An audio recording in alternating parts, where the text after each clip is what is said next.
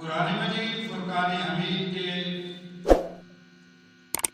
جن الفاظوں کو میں نے عنوان گفتگو بنایا خلاق عالم، ان کے اندر اہل ایمان کے 5 اوصاف بیان فرما رہا ہے۔ گزشتہ جمعۃ المبارک پہ ہم نے اسی آیت کریمہ کی مدد سے کچھ اوصاف میں نے آپ احباب کے سامنے رکھے تھے۔ آج جمعۃ المبارک کے موقع پر اسی عنوان کو آگے بڑھاتے ہوئے آیت کا جو بقیہ حصہ رہ گیا تھا اس سے استفادہ کریں گے۔ دعا فرمائیں خلاق عالم مجھے ہر کوئی کی توفیق عطا فرمائیں اور اس کے بعد ہم سب کو مل کر عمل کی توفیق عطا فرمائیں۔ اس آیہ کریمہ کے اندر اللہ رب العزت نے الصابرین والصادقین والقانتین والمنفقین والمستغفرین بالاسحار اہل ایمان کے 5 اوصاف بیان فرمائے۔ گزشتہ جمعۃ المبارک میں ہم نے الصابرین بھی پڑھا تھا، والصادقین بھی پڑھا تھا اور والقانتین بھی پڑھا تھا۔ آج خطبہ جمعہ میں اللہ کے فضل و احسان سے والمنفقین والمستغفرین پہ ہم گفتگو کریں گے۔ میں پوری آیہ کریمہ کا ترجمہ ایک بار آپ احباب کے سامنے پھر پیش کروں گا کہ اللہ تعالیٰ قرآن کے اندر ارشاد فرما رہا ہے اہل ایمان کے اوصاف الصابرین، کہ اہل ایمان کا سب سے بڑا وصف یہ ہے کہ وہ صابر ہوتے ہیں۔ اہل ایمان کا یہ پہلا اوصاف ہے کہ وہ صابر ہے، والصادقین، اور دوسرا اوصاف یہ ہے کہ وہ سچے ہیں۔ اہل ایمان ہر صورت سچ بولتے ہیں، ان کے نجی معاملات ہوں یا تجارتی معاملات ہوں، وہ ہر معاملے میں اپنی زبان پہ کلمۃ الحق کو ہی لاتے ہیں۔ یہ اہل ایمان کا دوسرا وصف ہے۔ اور تیسرا وصف الصابرین والصادقین والقانتین، وہ اطاعت گزار ہیں، فرما بردار ہیں اہل ایمان، یہ ان کا تیسرا وصف ہے۔ اور چوتھا وصف اللہ نے قرآن میں بیان فرمایا والمنفقین، وہ اللہ کے راستے پہ خرچ کرنے والے۔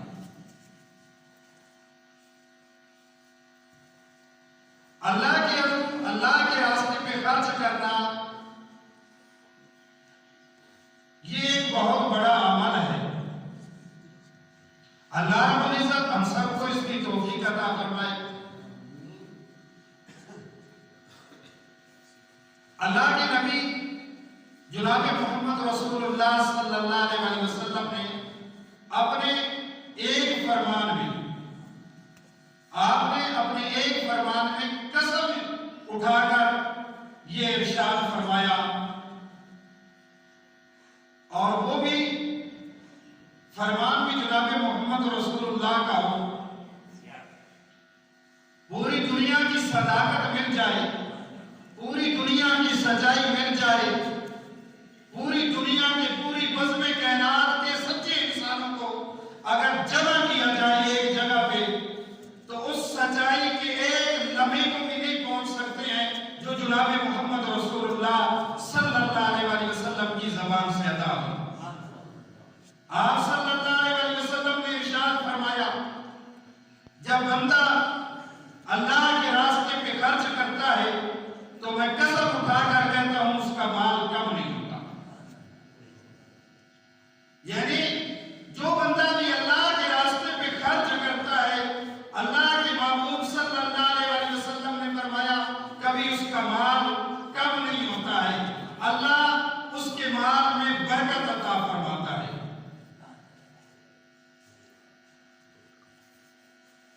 اور اسلاف نے یہ عمل کیسے کیسے کیا کہ اللہ کے راستے پہ خرچ کرنے کا کتنا بڑا امام ہے۔ امام منذری رحمہ اللہ نے اپنی ایک کتاب میں ایک ذکر کیا ایک بات کا کہ ایک شخص کا گھٹنا خراب ہو گیا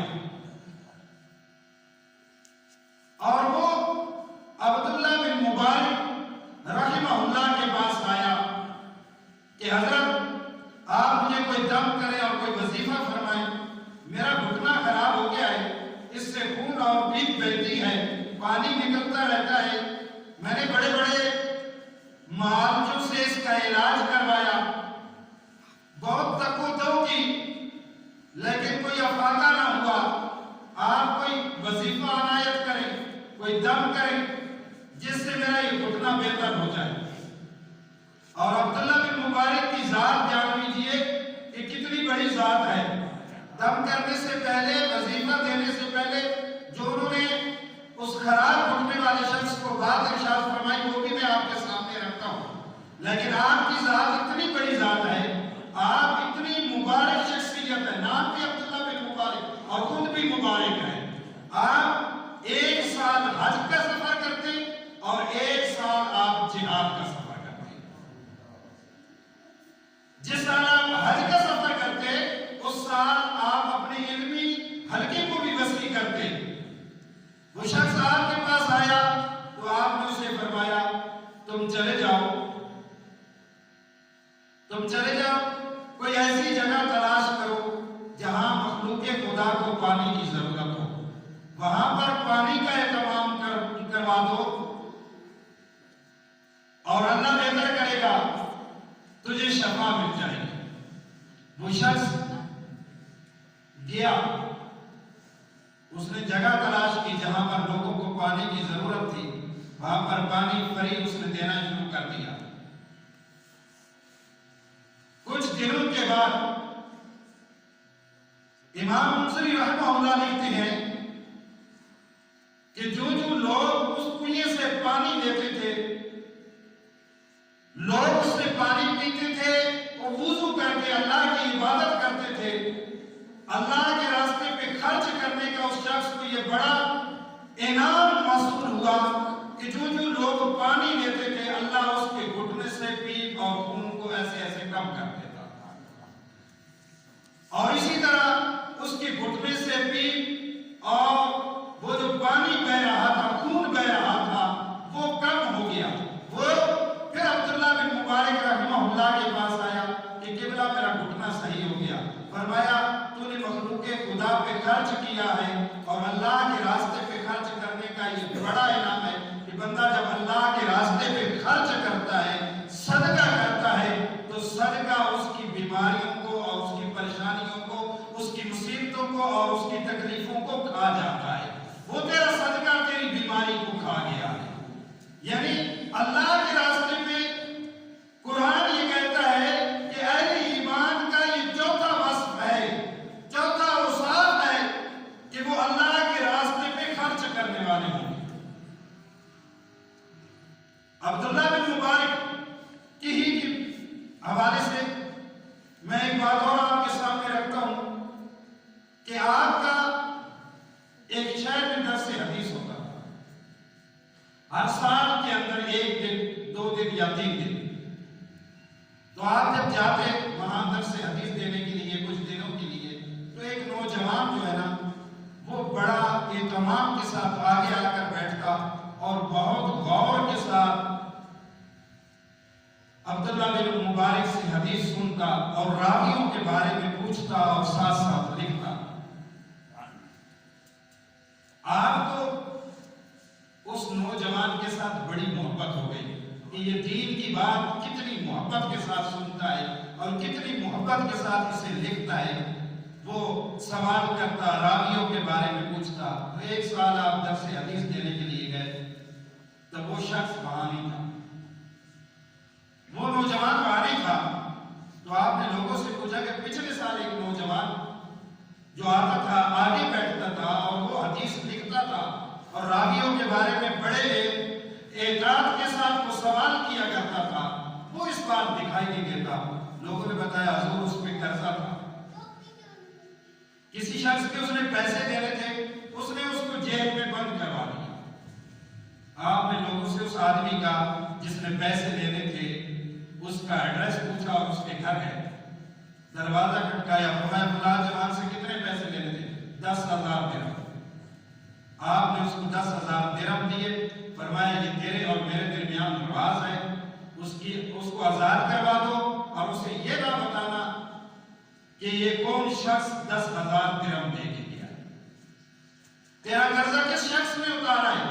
کیونکہ جب کبھی اسے پتہ چلے گا تو وہ درس حدیث میں آئے گا تو اس کا نفس نہ مجروح ہو جائے کہ عبداللہ بن مبارک نے میرا قرضہ اتارا ہوا ہے۔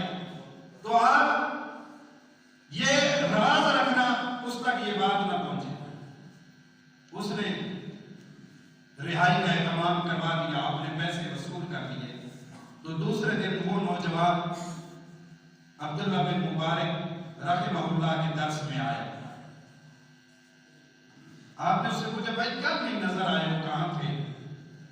تو کہنے لگا حضور مجھ پہ قرضہ تھا اور پھر مالک نے مجھے جیل میں بند کروا دیا، تو میں بہت ٹائم سے جیل میں تھا، اس لیے کل آپ کے درس میں حاضر نہ ہو سکا۔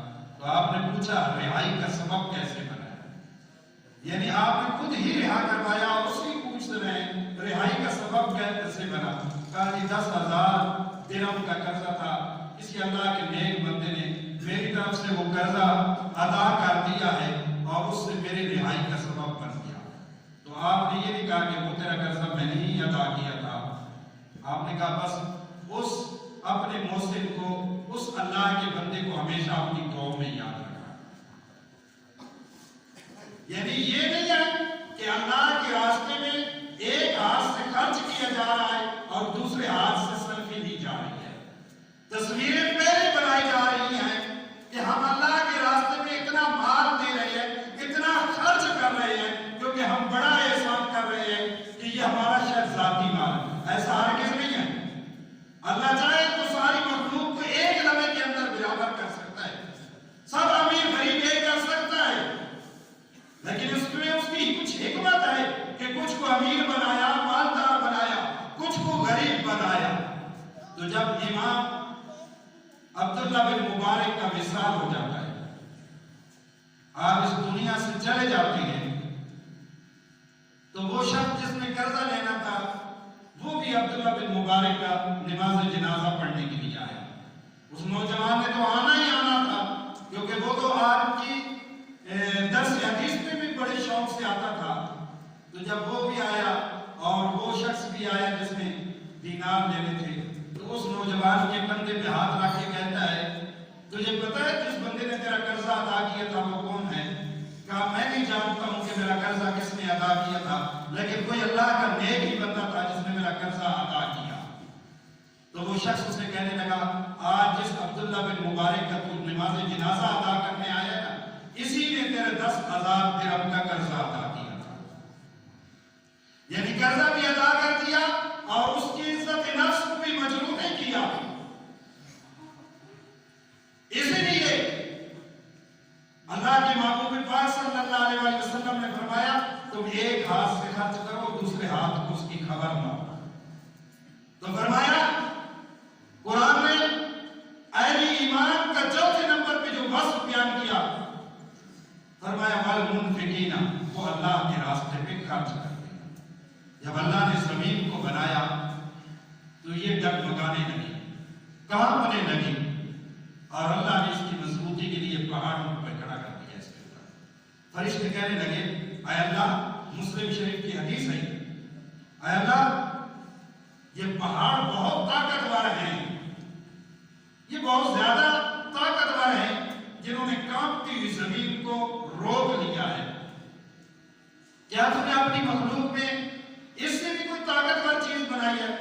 تو اللہ نے فرمایا ہاں، ان پہاڑوں سے بھی میں نے ایک چیز کو طاقتور بنایا۔ فرمایا اللہ وہ کیا ہے؟ फरमाया लोहे को मैंने ताकतवर बनाया, लोहे को मैंने ताकतवर बनाया।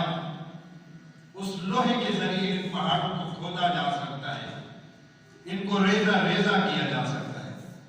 तो फरिश्ते कहने लगे अल्लाह फिर इन पहाड़ों से तो ज्यादा ताकतवर लोहा बना जिससे इनको भी खत्म किया जा सकता है, इतने बड़ी बड़ी चट्टानों को भी।